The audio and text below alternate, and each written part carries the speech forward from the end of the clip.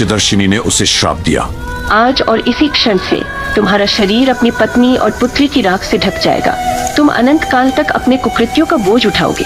उस दिन से क्रेटोस स्पार्टा का अंधकार कहलाने लगा और इसीलिए वह अब वर्तमान में अपनी पत्नी और पुत्री की मृत्यु का प्रतिशोध लेने निकला था।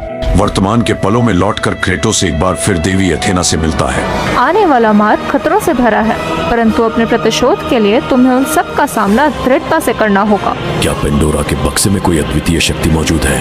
पेंडोरा के बक्से में बेशक विश्व का सबसे शक्तिशाली अस्त्र मौजूद है।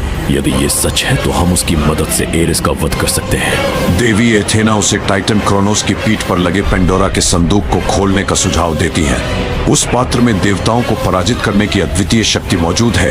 एक और नश्वर पेंडोरा के बक्से की शक्तियां हासिल करने आया है। देवताओं ने उस बक्से को यहाँ छुपाया ताकि कोई भी मनुष्य उसके निकट न जा सके, लेकिन प्रत्येक वर्ष मुझे तुम नश्वरों के लिए ये दरबार खोलना पड़ता है और फिर तुम्हारी चिता को अग्नि देनी पड़ती है। यदि मैं तुम्हारी जगह होता तो अपने प्राणों को कभी संकट में न डालता, लेकिन तुम्हारी दृढ़ इच्छा शक्ति देखकर लगता है कि तुम नहीं मानोगे। इसलिए मैं यही दुआ करूंगा कि देवता तुम पर अपनी कृपा बनाए रखें। टाइटन क्रोनोस की खोज में क्रेटोस रेगिस्तान की ओर निकल पड़ता है। मंदिर के गलियारों में क्रेटोस का सामना एक विशाल राक्षस से होता है। ये राक्षस पेंडोरा के संदूक का रखवाला था।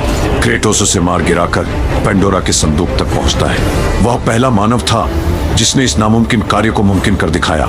क्रेटोस, तुम अब अपने लक्ष्य के बहुत करीब हो। तुम वो पहले नश्वर हो जिसमें संदूक तक पहुंचने का बल था।